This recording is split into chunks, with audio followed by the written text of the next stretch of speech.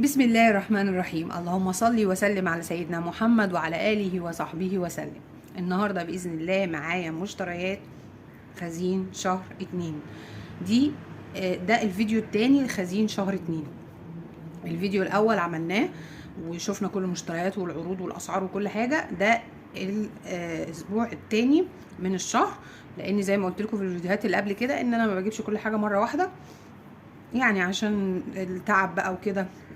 فخرجت انا النهارده، للاسف كان الجو بس جميل. يعني هو الجو كان برد ومطره ورعد وحاجات كتير، يعني كان ساقعه لدرجه ان انا من كتر السقعه بقى وعماله ادور هنا واجيب هنا الشال بتاعي ضاع مني. بس يلا راح لصاحب نصيبه والحمد لله. محدش عارف يعني ايه لو قعد معايا كان ايه اللي يحصل، بس هو خلاص الحمد لله راح لصاحب نصيبه، يمكن يتدفى بيه اكتر مني. تعالوا بينا نشوف النهارده الاسعار بتاعتنا وصلت لفين في عز الجو الجميل ده. هو صحيح هوا، بس هوا ساقع متلج.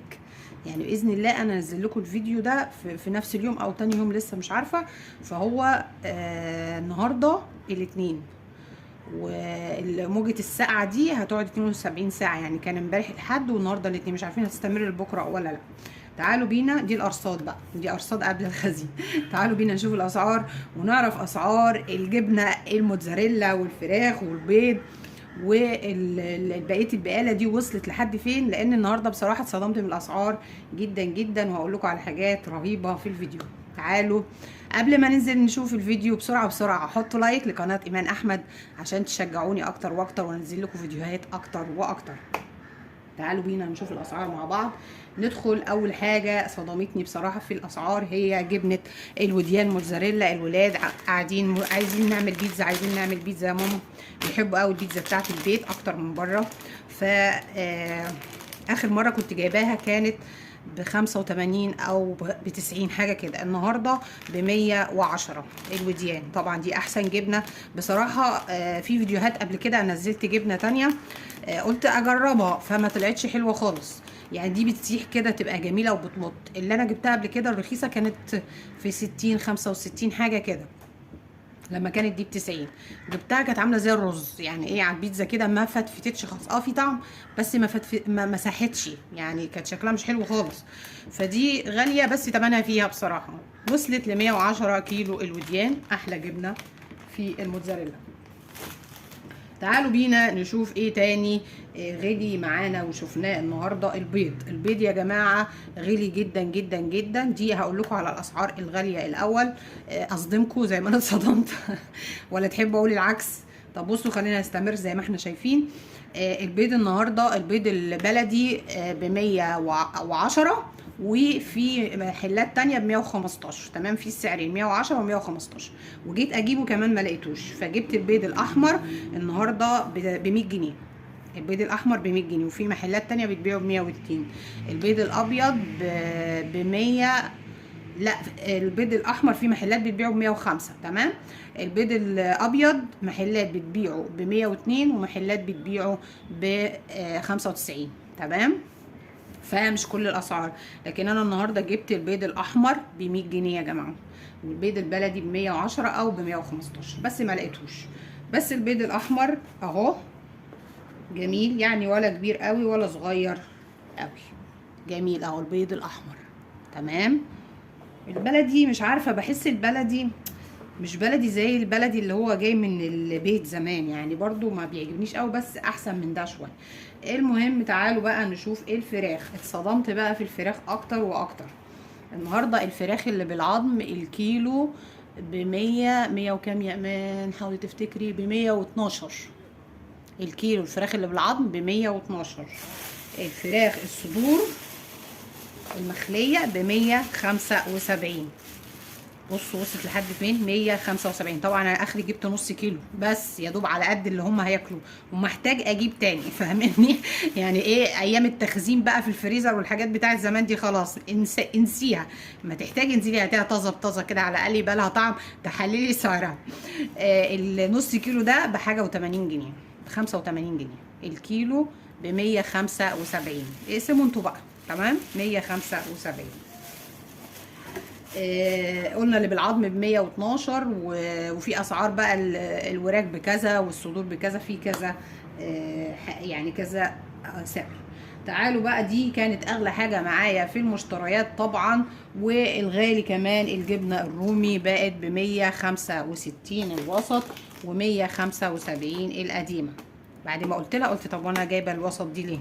بس خلاص بقى يعني ايه، ما حبيتش ارجعها تاني، فجبتها ب 175. الكميه دي ب 42 ودي برضو ب 42. تمام، بس يعني ايه نعرف الدنيا ماشيه ازاي. تعالوا نشوف معايا الجبنه اسمها مصطفى، اللي هي جبنه تلاجة. الكميه دي ب 41 جنيه. هي بكام الكيلو؟ ب85. المصطفى يا جماعه جبنه تلاجة ب85. تعالوا نشوف الجبنه القديمه ب 120 جنيه. بسم الله ما شاء الله. يعني قطعه الجبنه دي ب 30 جنيه. شفتوا؟ تعالوا نشوف الجبنه دي اسمها ايه؟ دي براميلي ب 125 جنيه. يعني البراميلي اغلى من القديمه. ماشي، البراميلي الكميه دي ب 45 جنيه. بصوا حته جبنه قد ايه، وزنها كام؟ 355 جرام ب 140 جنيه الكيلو. دي ب 45 جنيه القطعه، دي ب 45 جنيه. ما شاء الله، ده احنا ناكل فراخ احسن. تعالوا نشوف الجبنه التانية. هو انا بحب الجبنه البراميلي واللي هي القديمه. ليه؟ لانها متاكده مليون في الميه انها معموله من اللبن الطبيعي. تمام، عشان كده بحبها. المصطفى دي جايباها كده للولاد، يعني ايه هم بيحبوها من وقت للتاني، لكن ما بجيبهاش كتير. لكن اكتر جبن بجيبها هي البراميلي والقديمه، لان انا متاكده من اللبن بتاعها. دي جبنه ريماس بالقشطه، برضو الولاد عندي بيحبوها من وقت للتاني. مش دايما، يعني مش دايما بجيبها، هي من وقت للتاني كده بقى ايه، بجيب لهم حاجه بسيطه برضو. الكميه دي ب 23 جنيه، نقول 24 جنيه. هي ب 88 جنيه. عارفين جبنه ريماس دي اول ما عرفتها كانت بالكيلو ب 20 جنيه. اول ما عرفت هي ايه وطعمها ايه، دي ريماس بالقشطه كانت ب 20 جنيه. مش عارفه، انا قلت لها ريماس بالقشطه، مكتوب عليها ريماس لاند. بالقشطه بس مش مكملين الشين والطعم. ماشي، كانت ب 20 جنيه. شوفوا دلوقتي بقت بكام. تعالوا بقى الصدمه الكبيره قوي قوي قوي بتاعه الزبده. بقالي كتير قوي ما جبتش زبده. كنت بجيبها وارميها في الفريزر، اجيبها وارميها في الفريزر. كان اخر سعر ليها كنت جايباها ب 40. تخيلوا النهارده بكام؟ ب 70 جنيه. زبده كريستال يا جماعه ب 70 جنيه. جيت اشوف زبده فرن، انا دايما اجيب برده زبده فرن او كريستال، احلى زبدتين يعني. واسمها ايه دي؟ جنة، لا هي فرن. جنة كريستال اخر حاجه. تمام، المهم جيت اجيب زبده فرن. تخيلوا وصلت لكام يا جماعه؟ اللي كنا بنجيبها ب 20 وب 30، اما غليت قوي بقت ب 40. فرن النهارده ب 95 جنيه القطعه اللي زي دي، ودي ب 70. بس بلاش بقى، كفايه، بلاش بقى اصدمكم، بلاش اصدمكم بسرعه بقى. بعد الصدمات اللي خدتوها دي انزلوا اعملوا لايك بسرعه عشان تشجعوني ونقول الاسعار مع بعض اول باول. تعالوا نشوف جبنا ايه كمان. جبت الصلصه دي، عندي الولاد من وقت للتاني كده بيحبوا ياكلوا مكرونه بالليل، فبتبقى سهله وسريعه. مكرونه بالهوت دوج، مكرونه باي حاجه بقى، او مكرونه ساده مش هتفرق، بالفلفل بالخضار. الكيس ده يا جماعه ب 2 جنيه ونص اهو، يعني تمن بطرمان. ده كنت بجيبه بجنيه ونص، بقى ب 2 جنيه ونص، بس ما جاتش عليه يعني.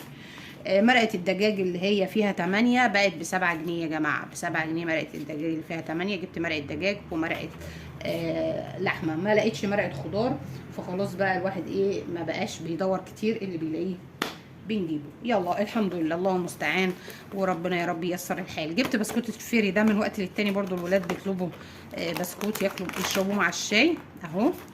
ده اللي هو الصغير، فيه عبوة تانية اكبر فيها تقريبا 8 او 10 مش عارفة، لكن العبوة دي فيها 12 ب 23 جنيه. الحمد لله لسه محافظة على سعرها، ربنا يستر. تعالوا نشوف جبنا كمان المشبك ده. كنت بجيبه ب5 جنيه، دلوقتي بقى بكام؟ ب 13 جنيه. هي حاجه بيترتب عليها حاجه تانية. حتى لو الحاجات دي موجوده عندهم في المحلات، تيجي تقول لهم طب يا جماعه ما هي موجوده عندكم في المحلات، ليه بتعلوا في المحل في المخزن ليه بتعلوا سعرها؟ يقول لك انا لما اخلص بضاعتي واجي اشتري بضاعه جديده مش هلاقي فلوس معايا، مش هلاقي سيوله، فطبعا لازم اعلي السعر. يعني سعر السوق هو سعر المحل حتى لو البضاعه عندي متخزنه. فهي دي وجهه نظرهم، والله اعلم الحق من الباطل. تعالوا نشوف مع بعض. الخل ده جبته ب7 جنيه هو طبعا مش لتر، مش كبير قوي، بس كان فيه هاينز ب 14 اللي هو بتاع الاكل ده، بجيبه للغسيل والحاجات دي. جبت كمان البرتقال ده من نفس السوبر ماركت، لسبب اني انا اخر مره وانا بجيب خضار ما لقيتش برتقال، او ما جبتش، نسيت حاجه كده، فلقيت البرتقال ده من السوبر ماركت بالكيلو، الكيلو ب5 جنيه. وانا بحبه موت. ده كبير اهو. انا بحب بقى البرتقانه الصغيره دي الناعمه دي، بتبقى معسله معسله بمعنى الكلمه، من جوه كده تلاقيها اورنج كده ومليانه ميه. بصراحه حلو. بس انا كان نفسي اجيب اكتر، لكن هو المشكله انه كان طري. طبعا لما تيجي تجيبي برتقانه تجيبي الناشفه، الطريه بتبقى مايعه كده ومش حلوه. تمام. تعالوا نشوف جبنا ايه كمان. جبت يوسفي. اليوسفي يا جماعه ارخص من الشادر اللي انا بجيب منه. تمام. اليوسفي جايباه ب10 جنيه، ب8 ب7 جنيه. اليوسفي جايباه ب7 جنيه يا جماعه. بصوا ارخص من الشادر اللي انا بجيب منه. الشادر كان بيبيعه ب12. تمام. بس كان اكبر شويه، يعني كان قد ده. تمام. ب12. ده في منه ده وفي منه ده. تعالوا نفتحها كده. اكبر واحده اهي. بصوا اكبر واحده. انا اصلا بخاف من الكبير ده عشان ما يبقى ناشف. اهي بصوا نصها ناشف من جوه. تعالوا نشوف. هي بصي الحته دي ناشفه اهي، ماشي. تعالوا نفتحها. يعني مش ناشفه قوي ولا طريه قوي، بس معسله قوي قوي قوي قوي. معسله معسله بمعنى الكلمه. تمام. اهو احلى حاجه في اليوستفندي الصراحه انه بيتقشر في لحظه. فاليوستفندي ده الكيلو ب7، فطبعا جبت كميه. جبت ده وجبت ده، جبت 4 كيلو. وزي ما في الكبيره اهي فيها الصغيره. تمام. لكن التاني كله كبير وغالي، وممكن يكون ناشف زي اللي فتحتها دلوقتي دي. طب ايه رايكم نفتح الصغيره عشان يبقى عندكم فكره؟ بس انا بخاف من الكبيره، بتبقى ناشفه. بصوا سبحان الله، فعلا دي حقيقه. الكبيره ناشفه والصغيره بصوا عامله ازاي اهي، ميه خالص. بصوا لونها.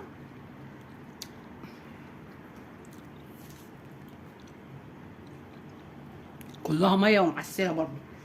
تقريبا البرتقال بيودع يا جماعه، وبسرعه انزلوا اشتروا بتوع اسماعيليه. اليوسفي ده انا جايباه من الدنيا بخير ب7 جنيه. الحقوا بسرعه،